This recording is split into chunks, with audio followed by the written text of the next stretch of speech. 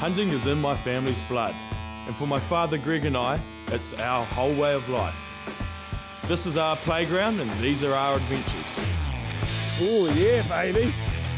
Paddle hard, go right. Oh, look at that chamois. Is that the big buck? Which one is it?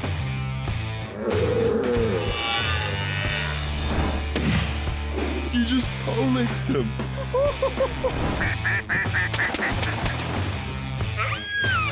Great shot, roll him over. Oh, what's that? Woohoo, 14-inch bull. This is NZ Hunter Adventures.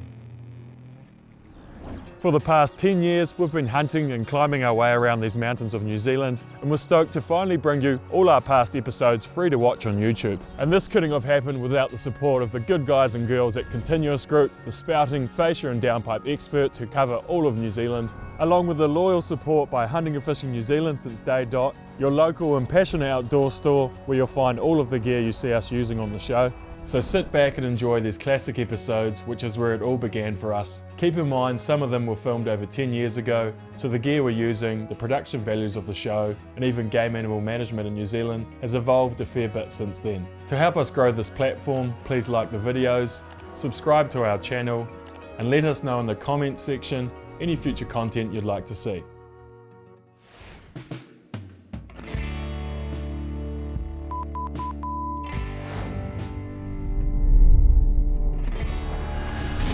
This week we're in the Ruahine Ranges. We've bounced our way up the Makarora River and we're heading off on a massive expedition following Te Ruahine Ara Neho. Now Neho was the Maori name for Colenso, William Colenso, the famous missionary, botanist and explorer of the central North Island in the mid-1800s. Colenso was the first European to cross the Ruahine Ranges, and this was the trail that he used. So we're going to follow it to the top of the main range, and then we're going to detour off north for a couple of days, hunting our way up to Ruahine Corner Hut, where we're going to meet Grandpa Duley, who's flown in by helicopter. Then we're going to have a 3 generations Duley hunt. From there on down to Colenso Hut, hopefully load up with venison, send the old boy on out, and then we're going to make our way back onto the Colenso Trail and head on out to the west coast.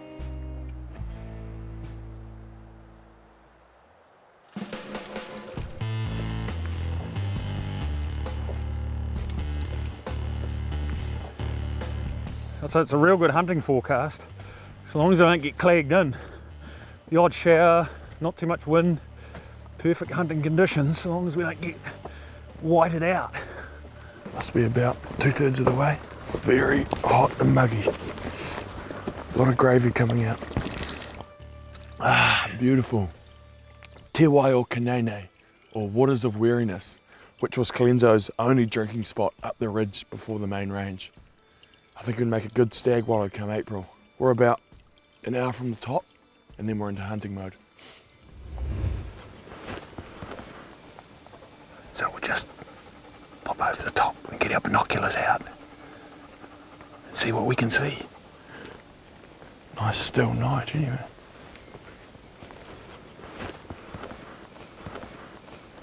We've been glassing for about 15 minutes, haven't seen any deer. Really nice feed slopes up high here. We have seen though the skeleton of a deer carcass down below us, which good to see. Hunters are out and about, but not so good for us. I think we'll probably give it another 10 minutes glassing and then head up along the range.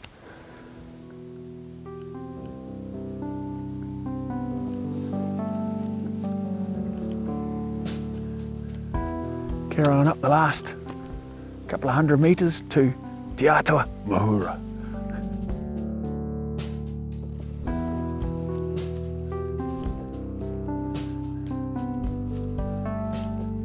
"6 p.m, few hours of daylight left. The prime hunting time, the evening. Low cloud. Murphy's Law. It looks like this cloud's going to come in and white us out tonight, so I think maybe we should get over the top and drop into that next saddle and hopefully get a little bit lower underneath it and be able to look both ways. And there it is, Te Atua Mahuru, which is the highest point on the Colenso Trail, right on top of the range now. And we're going to detour north, Colenso went down here to the High Point Marapia and then dropped off and down and dropped into the Marapia and Waikamaka River junctions. We're going to go this way, Ruahine Corner, and catch up with the old boy. The clouds just lifted enough you can see the backbone and the main range running along here. So that's where we're heading along to, not that knob, but just shy of that far knob there's a tarn where we're going to camp, in theory, depending on what we see along the way.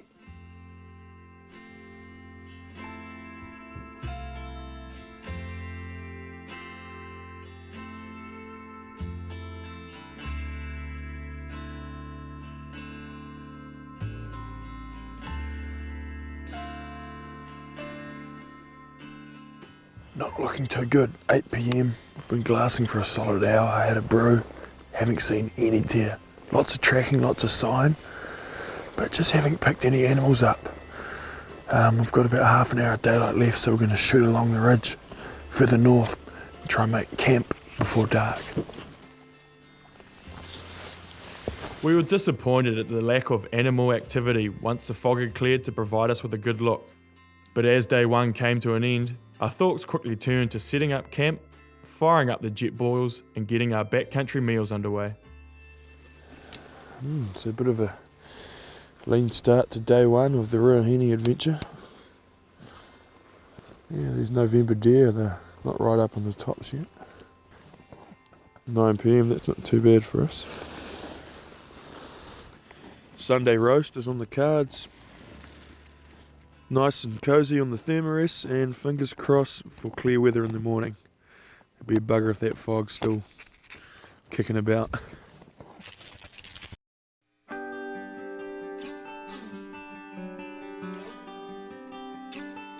Day 2 in the hills is dawn to cracker. Camped right on the spot.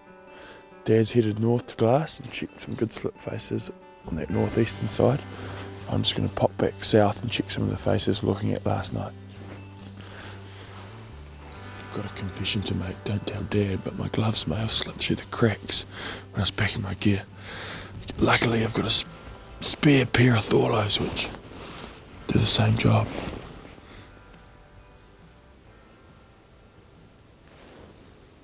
Oh, got one. Two.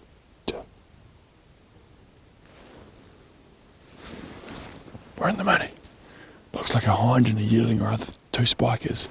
Just across on this classic feed shingle screen, about 600 yards away. I better race back and get Dad, and better get some gear and get into action. These deer had fed well out into the open to make the most of the extra warmth and new spring growth. Soon Dad and I returned to craft our plan of attack. So down here and then cut across onto that knob there, what range is that going to be? We get it to under 300, which would be nice for the first shot. That's where we're heading to. Move. Move when I move. Stop when I stop. Oh, look at that left-hand one running down. What's happening there? So it's just got our wind. Should we race down? Oh, disaster. Bugger the wind. You wouldn't believe it, would you? Would you believe they got our wind? There's such a good thermal coming up. We were pretty smelly after climbing that hill last night. There's a thermal coming up here, but there's a nor'west coming over the top, and all I can presume is that nor'west carried our scent down here, and then the thermals carried it back up to them. Back for breakfast, I think. Yep.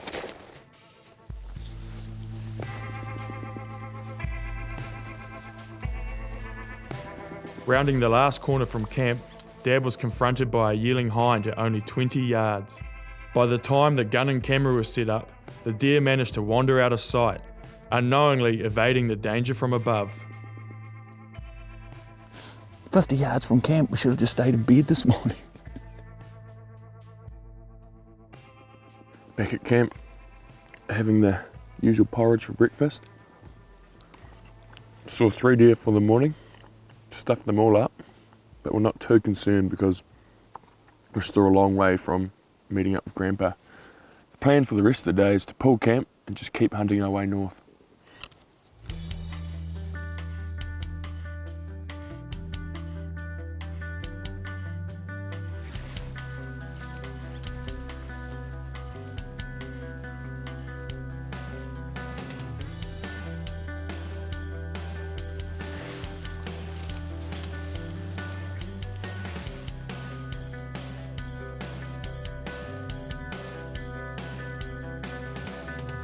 We're just north of the Big Tarn. I'm looking at some good slip country. We've picked up 3 animals. 12 o'clock, wandering around in the middle of the day. There's a hind, it's about a k away, and then looks like a hind and a ewing about 700 yards away. So they're all safe from us at the moment. We're just going to keep glassing until lunch and hopefully find something a bit closer.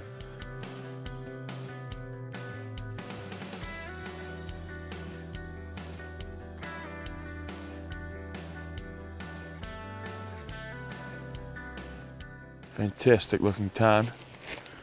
Dad and I were here, how long ago? A few years. I think I was 13 maybe. So about 11 years ago, and Dad left his favourite shirt here on the tarn after a wash. Settling into camp, gonna have lunch and then head further north along the ridge and look for an animal tonight before this clag rolls in. Wow, we had a bit of a false start after lunch. It's a good old-fashioned pea super. We're sitting in camp for a good hour and a half. We've come out on the hill, 5:40 p.m. We're just going to wait, see if it clears. We've only got about 20 metres of visibility, so no good at the moment.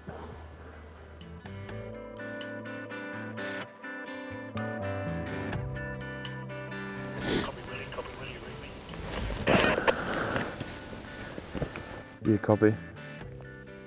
There's a yearling sitting on the ridge just above that slip you guys were watching.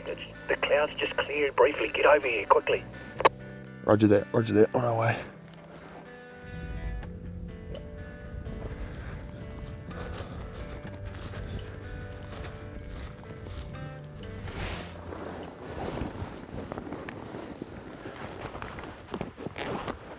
Stop there. On those little tusky bits. Yeah, it's still there. The middle little tusky bit is still there. See it? The middle little tusky bit. See this? Yeah. When you're ready. You ready? Yep. Okay, safety's going off. Okay. Squeeze it off. Shot, Willie. Good shot. Right in the shoulder. Down she goes. Good shot, Willie. Oh, that's what we needed, that clearance in the cloud. Oh dear, oh dear. Grab the hounds and head down through the leatherwood to find it. Oh joy. And look, the cloud's rolling right back in again. We just got the clearance we needed. After double checking we had the correct ridge on the Garmin Rhino, we were back on our way. Something else that Colenso's named after. We can't blame him for it, but Aleria colensoi, leatherwood, or tupari. Alright. Dogs are first to find it. Beautiful eating yearling.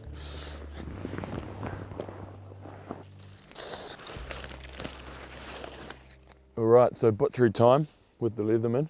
We're going to make a hindquarter backpack with 2 pack straps, and then that means we can carry out the hindquarters whole and the meat can chill on the bone overnight, and then we'll whip off the back steaks and have a look at the front shoulder meat for sausages.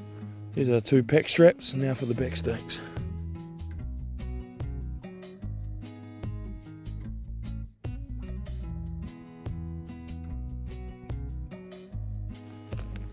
Alright, on with the pack. Up the hill back to camp for some dinner.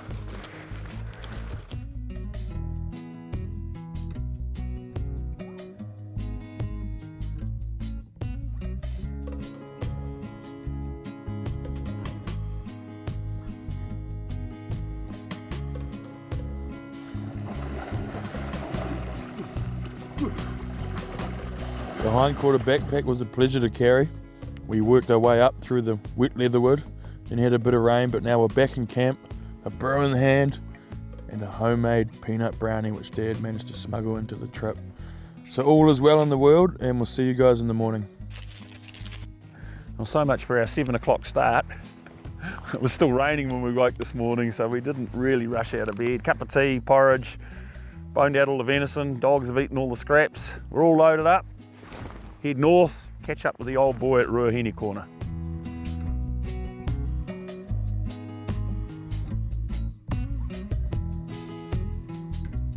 Just making our way around to the Portai Peak drop off, and we spotted it. Looks like a velvety stag about 500 yards away on the grassy slip here.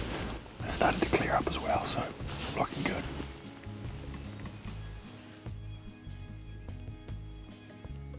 This is so typical of high country stags this time of year, even though in a lot of places people think this is summer and they should be in their summer coat. This is the last day of November, or first day of December, I'm not sure which, is sometime, the end of November, and he's still well and truly in his winter coat. And these high country stags that aren't under the bush a lot of the time, they get very bleached in colour, like you could almost mistake them for a wapiti if you didn't know better. That's just because that winter coat's had a lot of sun, a lot of rain, a lot of bleaching going on right through. By Christmas he should be in his summer coat, which is more of a bright red colour. That's where red deer get their name from, their summer coat, not that one.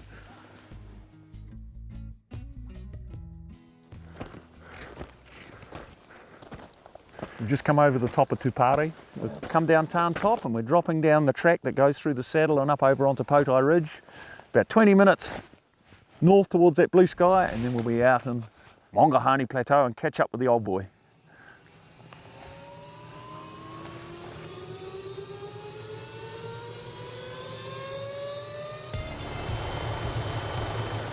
While Dad and I slogged our way north, Chris Cross of East Kawaki Helicopters picked up the valuable goods, our most senior member of the trip, and began a swift approach to Ruahine Corner Hut.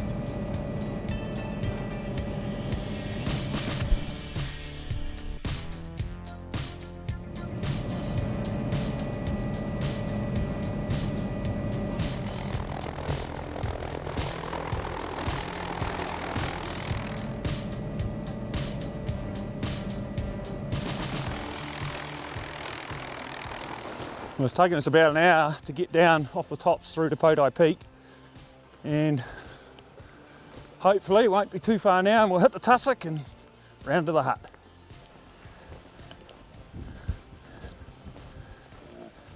There it is, Ruahine Corner Hut.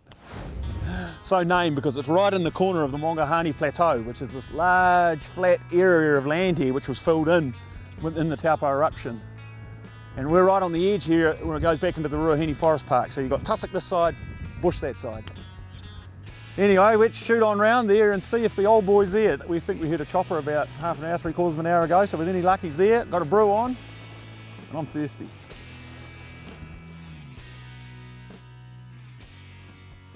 Anybody home? Oh yes. Oh, hi guys, welcome to Ruahine Corner. You had the easy way in, Grandpa. Yeah, how did it go? No, it was good. It was good. We had an interesting night on the range last night. Saw a few animals here and there, a bit of success, and a very pleasant wander down through the forest today. So. Well, just as well I wasn't in the bog, you'd have probably been started sending out a party for me. We would have just got a brew on, had something to eat and waited for you to come back. Yeah. All right, time for a brew, snack, and then I can see a very tempting looking hill over there. So looks tempting to you. I'll tell you later. Oh, it doesn't look like too bad a climb. Right. We've had a brew and now we're heading for one of the best hunting spots in this general area, and that's Black Hill.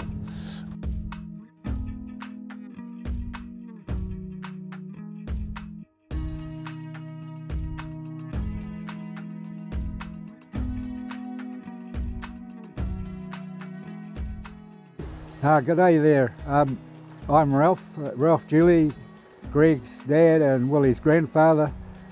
The boys have got me out of my retirement to do this 3 generations hunt, and I'm really looking forward to a few days of something I've not done for a long time.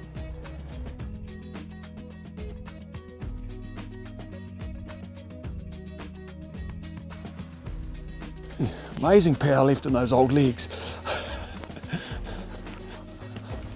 This is the way, definitely, up this ridge. Ooh. Pushing a half, a good strong third. Willie's going ahead to find some deer, so we'll have a rest. All right.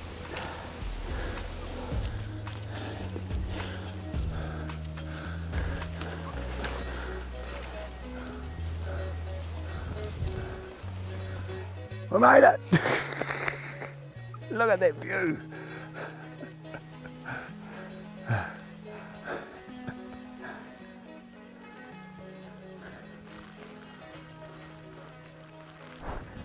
I shot ahead from the guys and I've been glassing this bush edge down here, and nothing so far, and the clouds rolling in. Half an hour of daylight left. Not looking good for Grandpa tonight. Can't get Willie on the radio, so we better go and catch up with him. He should have turned it on if he'd seen something.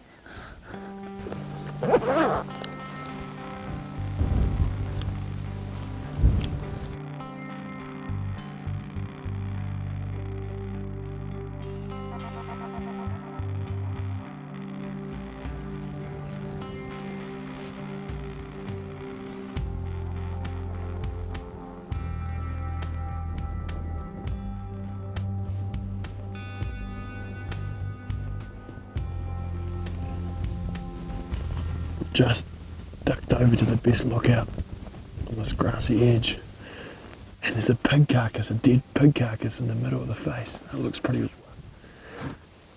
fresh, so not the best start. How much daylight we got left? Probably 20 minutes.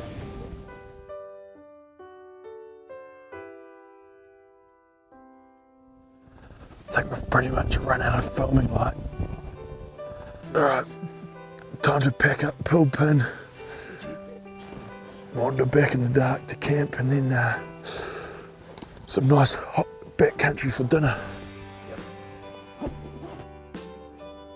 After an unsuccessful hunt and a lengthy 2-hour slog in the dark back to camp, Grandpa's spirits remained remarkably high, and we reassured him that our luck could only improve from here on in.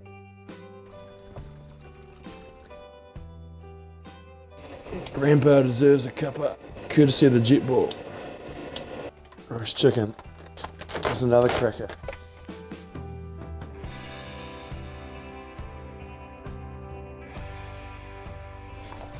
Backcountry is going down beautifully. Well, here's the Black Hill. We got there one way and another with the help of my friends, and got back again, which is even more important. We're going to hit the sack, so I hope tomorrow will be another day and perhaps another deer and a bit of meat for the fridge.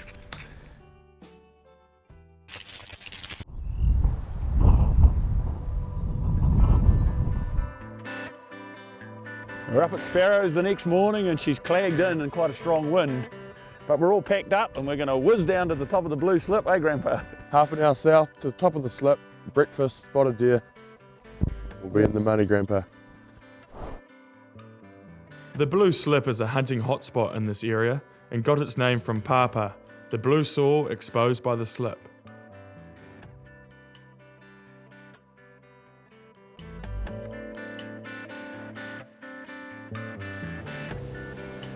The slip you can see in front of you here is it's about probably 600 metres, 600 yards to the bottom, and it's what we can see of it is probably a good 600 wide as well. And then there's more little pieces off to the side, particularly as we go down towards Potai Peak.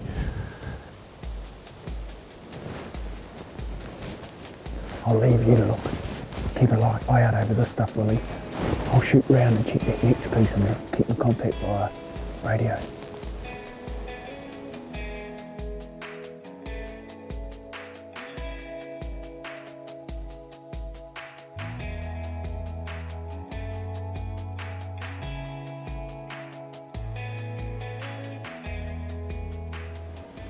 Oh, that's got to be one. Copy, Dad, you read me over. Yeah, copy. Hey, who's got the spotting scope? Did you take it with you or is it here? I'm pretty sure I can see one. Just something doesn't look quite right. Looks like it's sitting down below us in the flags over. You've got the spotter. It's in my pack.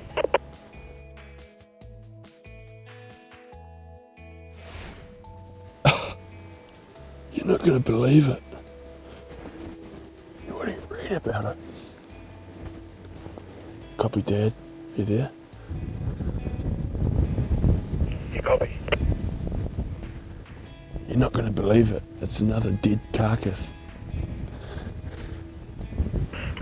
No, I half I guessed that. In fact, I think I can see one from that lookout back behind me. I'm pretty sure I can see a dead carcass off there. It'll be the same one you're looking at. Roger that.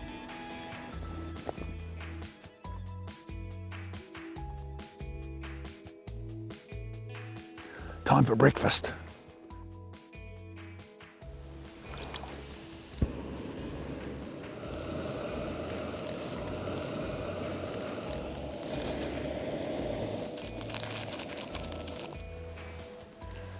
Porridge is ready, boys. With a full stomach, it was decided to continue with our journey as time was getting on. Grandpa's probably wondering where the family went wrong. We saw more dead deer, 3 dead carcasses down on these faces in live deer.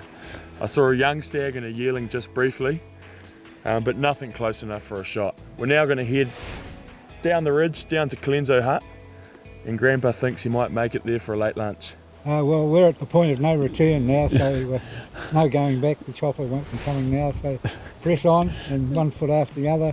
Hope the old knees will follow the feet.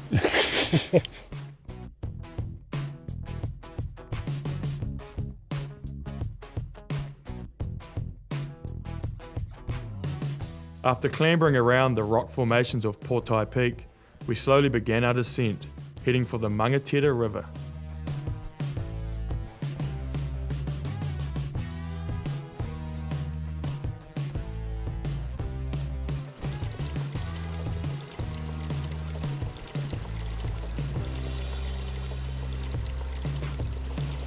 Well, hopefully we've finished the worst bit for poor old Grandpa's knees. A 2-hour downhill slog, man, that was hard. We've had lunch, and now we've got the last K wandering down Portai Creek. It sounds scenic, let's hope it is. Once we get to the hut, we'll be back into hunting mode. That's what we're here for, Grandpa. No, what's going to happen is, when we get to the hut, Grandpa's going to go and sleep, and we're going to go out and scout and find a nice, easy one for him somewhere, and then once we've got one somewhere, know somewhere we can get him to, then we'll see what happens. It's starting to open up. There was just a gorge right there, wasn't there? Across up there.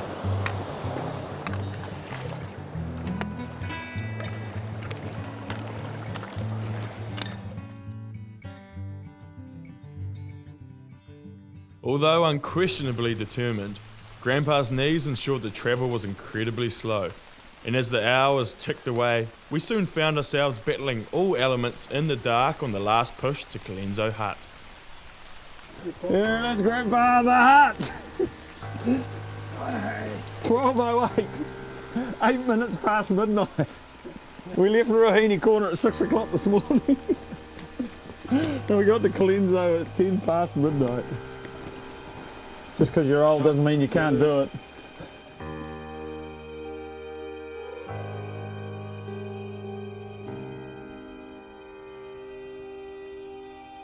Oh, cracky injured hunter. Seeker by bow.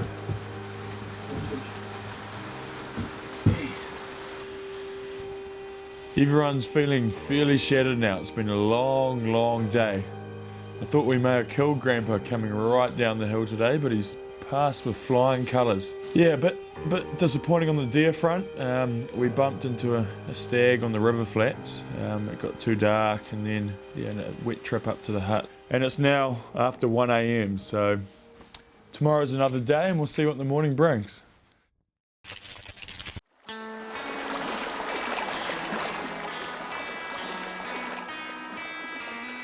Woke at 7 o'clock and there's no rain on the roof, so kicked everybody out of bed. Bowl of porridge, cup of tea, and then we're going to get out and hopefully try and find some deer. After all that wet weather during the night, there's some nice clearings just across the other side of the river, and there's a great sort of flaxy, grassy, slightly open layer right around this rim rock above the lake, where with any chance we might be able to find a deer, particularly if we get a bit of sun come through.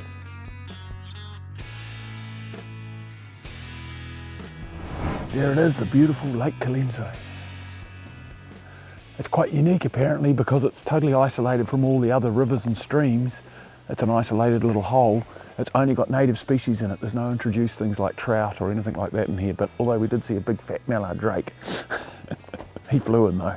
Good to see. Good to see. Okay, let's head back round and get up top where we can look across. You boys could scream off ahead around and cut up the unknown track, get up to the lookout. Cool.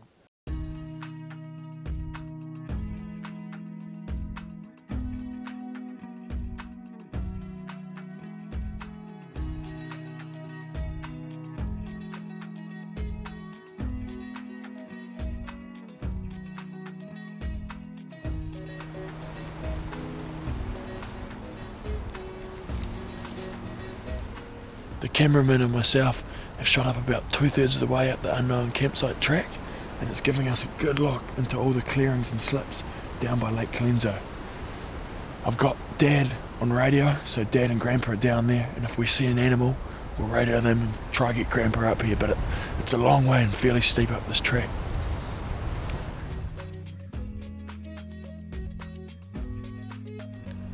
Copy, Dad drew me over. You copy? Haven't seen anything. There's some good slip country, but nothing. Yeah, roger, we'll just stay on this lower knob, we can see a little bit from here. Roger that, I'll give it another half an hour and then probably come back, catch up for lunch at the hut. Copy, Dad, copy, Dad. Yeah, copy, Willie, I got you. You're not going to believe it, we're just shooting back to come back to the hut, and we stopped at the first lookout up the ridge, and there was a spiker sitting in the clearing at 200 yards, and then another one shot through below it, and there was a third deer in the background, so 3 deer. Isn't that just typical? Grandpa and I should have carried on instead of turning around.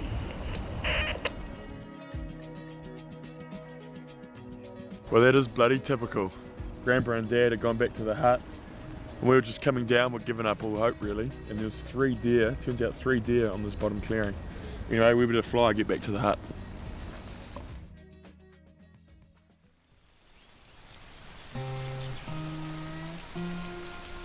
We've had lunch and we're loaded up with all our gear, and we're going to head back and set up a fly camp on the ridge where the boys saw the deer this morning. Rather than stagger poor old Grandpa there and back each day, we're going to camp right on the spot until we can get the animal. The only thing that's not playing the game is the weather. It's really set in, but never mind, we've got flies and we've got tents, and with any luck we'll be back shortly with more fresh venison. This rain's made the track a little slipperier.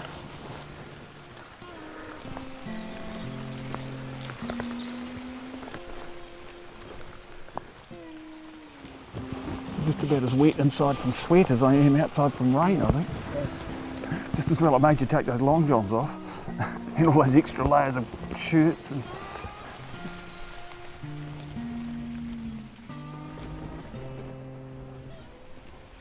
"10 yards to go, probably not even that. What? 10 yards to go. You have to be lowering me down on bloody ropes. Right, well this is the lookout, so now let's see if we can find somewhere to camp.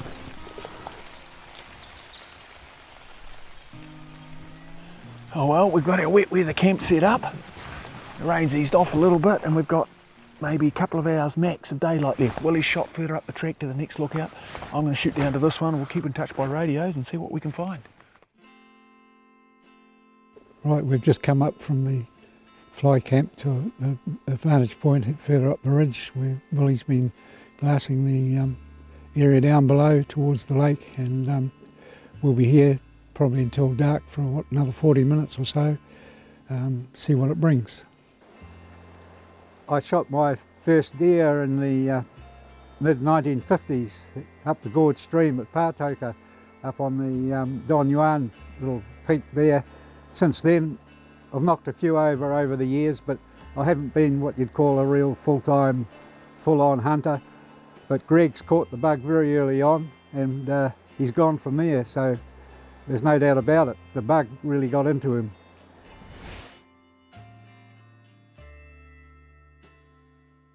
See the deer? It's It's in the middle of the clearing, in line with that white bush, level with the base of the cabbage tree. Got it. Oh. Yeah, I got it. How comfortable are you there now? Yeah, I'm alright. Gee, I'm bloody shaking like a bloody leaf. Just relax. Now, don't touch it yet. You happy, William? I'm ready. Are you happy, Sam? Okay, we're going to take it now. When you're ready, Father, just... Good shot. Absolutely drilled it.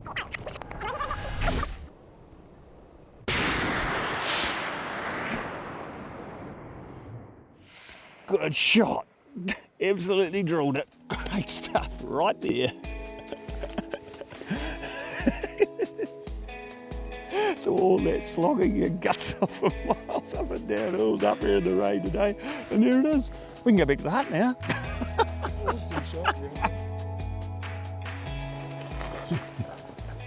Well done, Grandpa. Hey, well, dead-eye grandpa. Good one. Grandpa the sharpshooter. Well, Grandpa's now on the board with that brilliant shoulder shot. Because it was shot through the shoulder and because it's cooling right down, we're going to leave the animal till the morning and the venison will still be fine. We're going to have a good look here in the morning off a couple of these other lookouts, and then we'll pick up the deer and head back to the hut tomorrow. And they reckon it's only a couple of 100 yards from the track. I think, yeah, right. But I think a dozen of bear, I might be able to bribe one of them to go and collect the meat for me.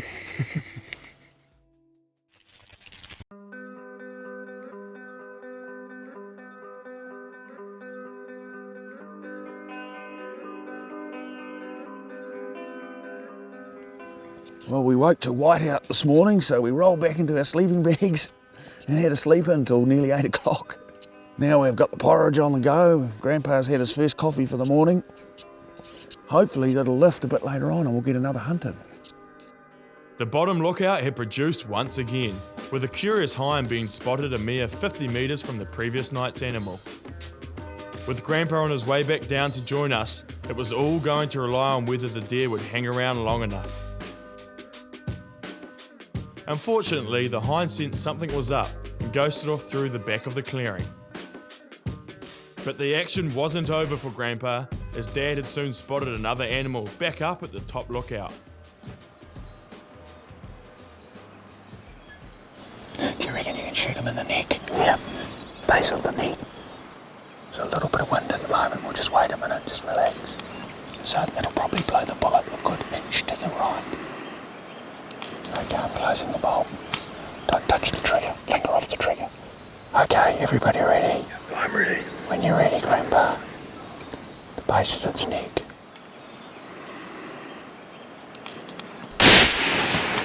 Great shot. Unbelievable shot. It absolutely just nailed it. The sniper strikes again. Neck shot at 200 yards. Crikey. Well, now that Sniper Grandpa's shot a second one, I think we'll call it quits. So we'll get back, pack up camp, get down the bottom, and then we'll send an advance party up the valley to recover that one.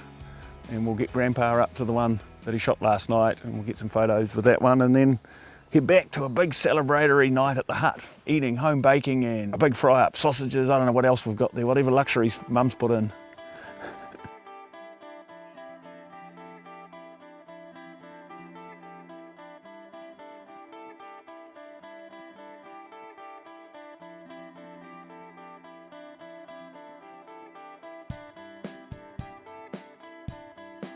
Once we hit the main track, we dropped our gear and set off to collect Grandpa's deer.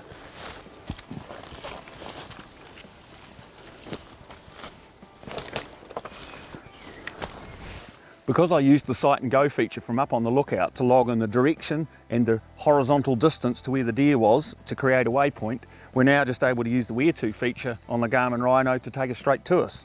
It's about 170 metres in that direction, or yards actually to be precise.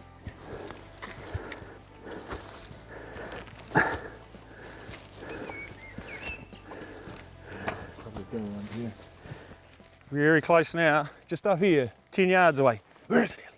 Where is it? Where is it? Yeah, good dog, yes, good dog. Good dog. Oh, it's a big animal. Big heavy animal.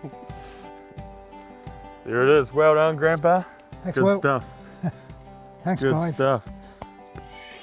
Oh, there's one disadvantage of not getting down here last night is there are a few blowies around, but at least this morning we're able to get another deer and we're happy with that. Too right, Grandpa. I'm going to take you up on that offer of that dozen of beer, so I'm going to go get your other deer and meet you back at the hut. Go to it, Will. Go to it, boy. See you in a couple of hours. Yep. Good dog. Good dog. Yeehaw, Grandpa strikes again. Yeah, copy that. You can tell Grandpa Ali's just led us to a second deer, so all is well. We'll butcher it up, backpack it, and see you in a good hour and a half. Gonna make 2 straps again, backpack the hindquarters, and the cameraman will carry the back steaks and the forequarters in his pack. Should be pretty good eating, this one.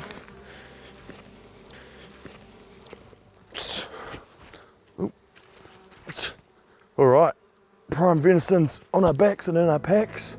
We're now going to head back to our backpacks, then back to camp. Let's go, dog. Ali. This might be difficult to believe, but probably about 20 years ago, my wife and I went the vegetarian way for health reasons, and that's how we've been ever since. But I still enjoy the hunting experience, and I fully appreciate that there's a need to hunt animals for various reasons, but one of which is to keep the freezers loaded up at home, and for that reason we've got no qualms about shooting an animal out in the wild for the family food and that sort of thing. The experience of hunting is something that it's difficult to explain, but it's still something that I really enjoy. Oh, you made it, Grandpa.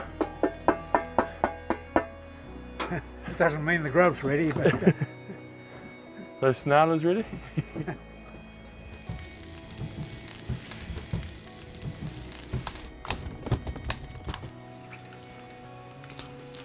I just realised Grandpa's eating sausages. Are we allowed to show that on TV? Nanny be after you. There was a special feeling in the hut that night as we reflected on how lucky we were to have 3 generations of our family out in the bush doing what we love. It's the last day of our expedition, and Willie and I are on Shank's pony, all the way from here out past Lake Colenso, up over the top and down to Embark, joining up with Colenso's preferred route up over Mokai Patia and out to the Mokai Road end. Whereas Grandpa, he's getting the kerosene taxi, up and over the top and straight out to the truck. But the advantage of that is he's carrying a lot of the weight and a lot of the gear and all the venison out. So all Willie and I have got in our packs is a bit of lunch gear and our camera gear, so should be a speedy trip. I reckon 6 hours, we're running a sweepstake. Across to Ironbark Hut, which marks about halfway.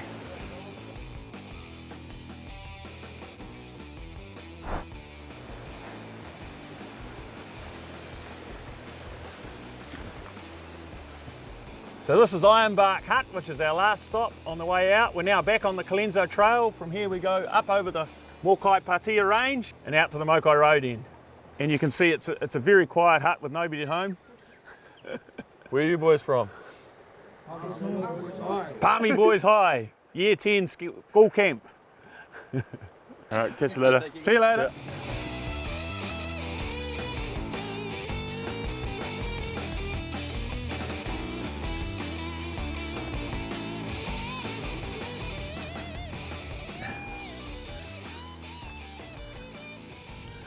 And there you have it. That would have been Colenso's first glimpse of the Rangatiki Valley and Awarua, the little Maori settlement that he was going to visit down there. So we're now on probably about the highest part of the Mokai Patia range where he would have come over after he dropped down off the main range and down the Puketaramia Ridge and then down into the Marapia River, up over the Mokai Patia, down to Awarua. Let's go. The old gravy's turned to cold gravy. what a great time you It is a great time. Very good Beat us time. back, Grandpa. Hey? Beat us back. This is the end of our journey at the site of the old Maori village of Awarua on the western side, where Colenso began his first successful crossing of the Ruahines in 1847. I'd have to say I think the route probably over the ranges is a little bit easier now than it was in his day. Well, that's the wrap for this week, and it's been great to be here. We'll see you next week, and don't forget that at 82 you can still get out in the hills. A massive thanks to our major partner Continuous Group, our retail partner Hunting and Fishing New Zealand, and the rest of the sponsor family who allow us to produce quality outdoor television. Thanks for watching.